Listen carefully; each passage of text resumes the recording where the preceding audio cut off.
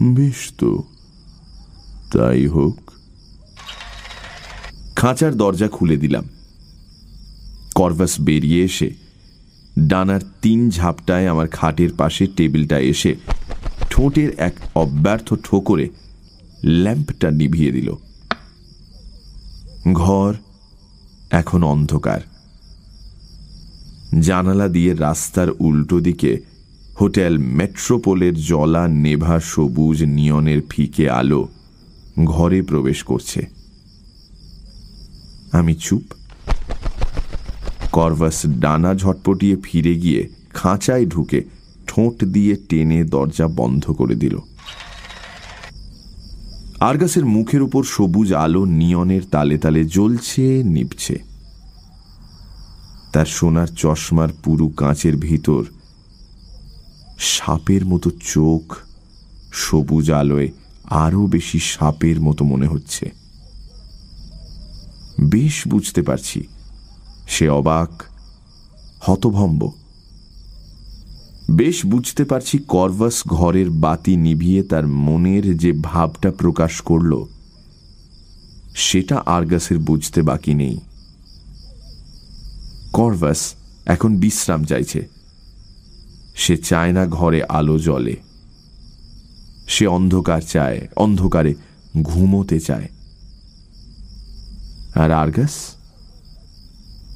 তার সরু গোঁফের নিচে ঠোঁটের ফাঁক দিয়ে একটা ফিসফিসে শব্দ উচ্চারিত হল, ম্যানিফিকো, অর্থাৎ চমকপ্রদ, অসামান্য। সে তার হাত দুটো যেন তালির ভঙ্গিতে থুতনির সামনে এনে জড়ো করেছে। লক্ষ্য করলাম তার নখগুলোর অস্বাভাবিক রকম লম্বা ও চকচকে। বুঝলাম সে নখে নেল পালিশ মেখেছে, রূপলি পালিশ। তার ফলে মঞ্চের স্পষ্ট লাইটে আঙুলের খেলা জমে ভালো।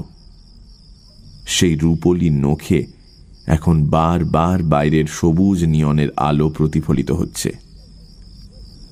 I want that crow। ফিসফিসে শুকনো গলায় ইংরেজিতে আরগাসের কথা এলো।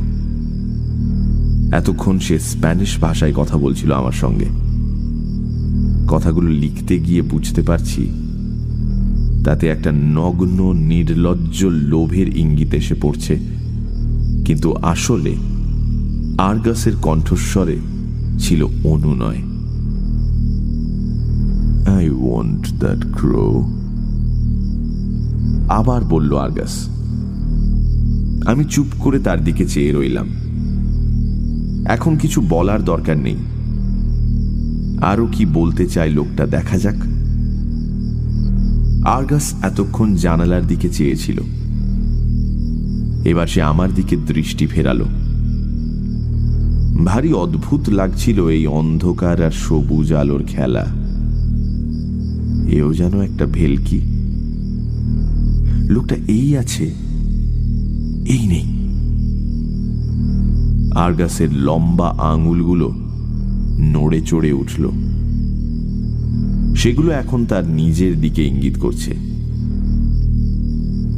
আমাকে দেখো প্রফেসর, আমি আরগাস, বিশ্বের সেরা জাদুকর।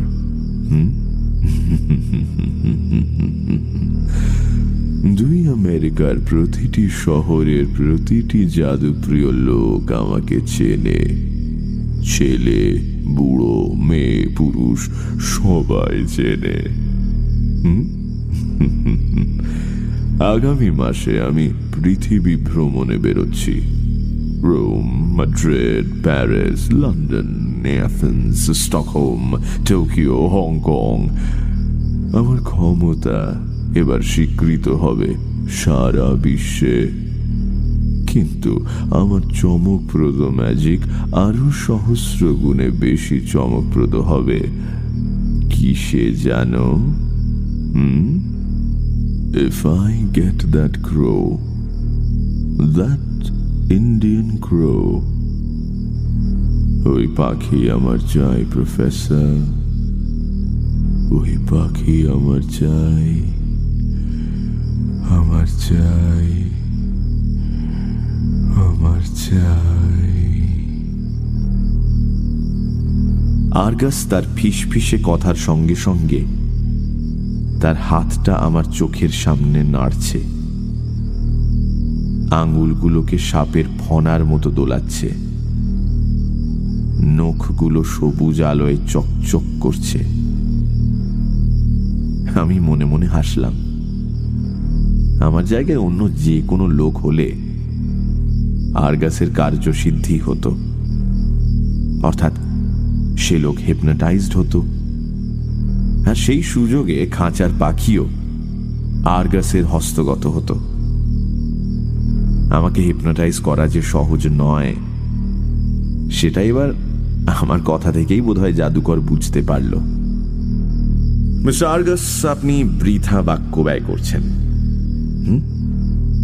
আর আমাকে সম্মোহিত করার চেষ্টাও বৃথা। আপনার অনুরোধ রক্ষা করা আমার পক্ষে সম্ভব নয়। কর্ভাস শুধু আমার ছাত্রই নয়, সে আমার সন্তানের মতো, সে আমার বন্ধু, আমার অক্লান্ত পরিশ্রম ও গবেষণার। প্রফেসর!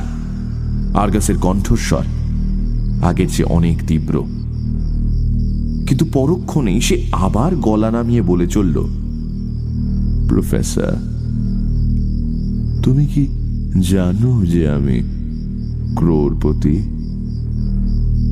শহরের পূর্ব প্রান্তে আমার একটা 50 কামরা বিশিষ্ট প্রাসাদ রয়েছে, সেটা কি তুমি জানো? আমার বাড়িতে 26 জন চাকর, আমার 4টে ক্যাডিল্যাক গাড়ি। এসব কি তুমি জানো? খরচের তোয়াক্কা আমি করি না প্রফেসর। ওই পাখির জন্য তোমাকে আমি আজই এক্ষুনি 10,000 এস্কুডো দিতে রাজি আছি। 10,000 এস্কুডো মানে প্রায় 15,000 টাকা। আরগাস জানে না যে সে যেমন খরচের তোয়াক্কা করে না, আমি তেমনি টাকা জিনিসটারই তোয়াক্কা করি না। সে কথাটা তাকে বললাম। আরগাস এবার একটা শেষ চেষ্টা করল।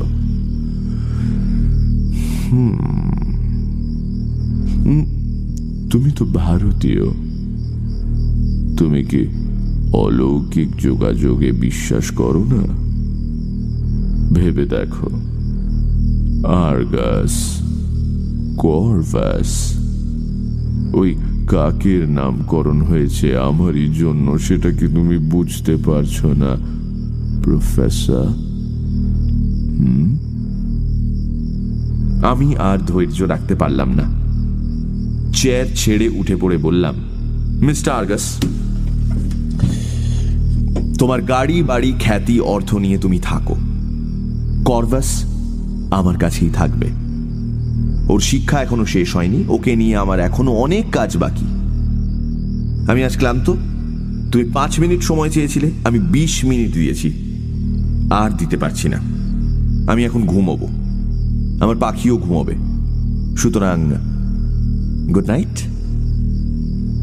আমার কথাগুলো শুনে আরগাসের মুখে হতাশার ছাপ দেখে একটা সামান্য অনুকম্পার ভাব মনে প্রবেশ করলেও আমি সেটাকে একেবারেই আমল দিলাম না।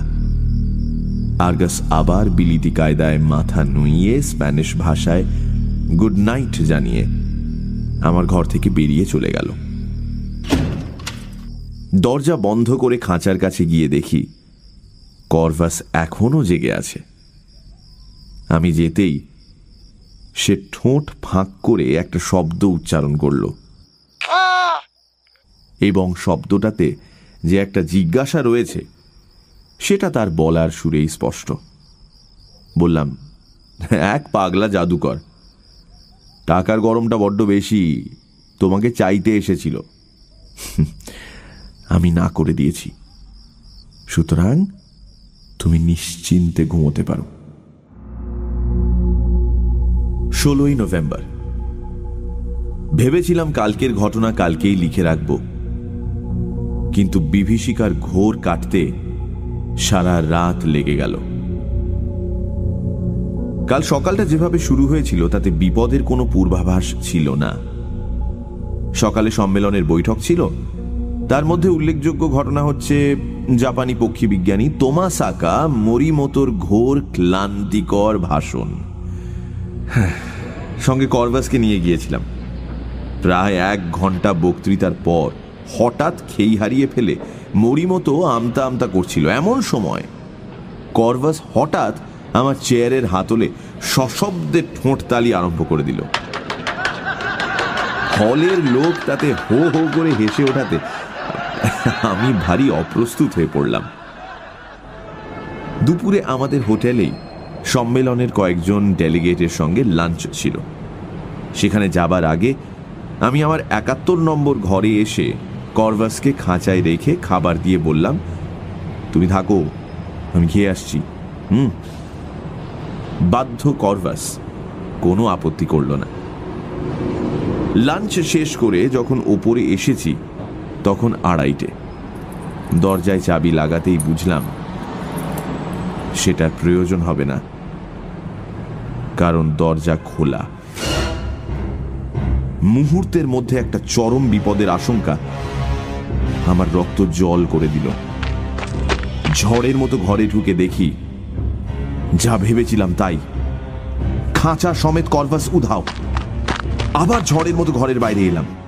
উত্তর দিকে 2 ঘর পরেই বাঁ দিকে রুম বয়দের ঘর। ঊর্ধ্বশ্বাসে সে ঘরে গিয়ে দেখি 2 রুম বয় পাশাপাশি পাথরের মতো দাঁড়িয়ে আছে। তাদের চোখের চাহনি দেখেই বুঝতে পারলাম তাদের দুজনকেই হিপনোটাইজ করা হয়েছে। চলে গেলাম 107 নম্বর ঘরে, গ্র্যান্ডফেলের কাছে। তাকে সমস্ত ব্যাপারটা বলে 2জন শটান গিয়ে হাজির হলাম 1 তলার রিসেপশনে। রিসেপশনিস্ট ক্লার্ক বলল, আমাদের কাছ থেকে তো কেউ আপনার ঘরের চাবি চাইতে আসেনি। ডুপ্লিকেট চাবির ওই রুম বয়দের কাছে থাকে, মানে তারা যদি দিয়ে থাকে। রুম বয়দের অবশ্যই দেওয়ার দরকার হয়নি।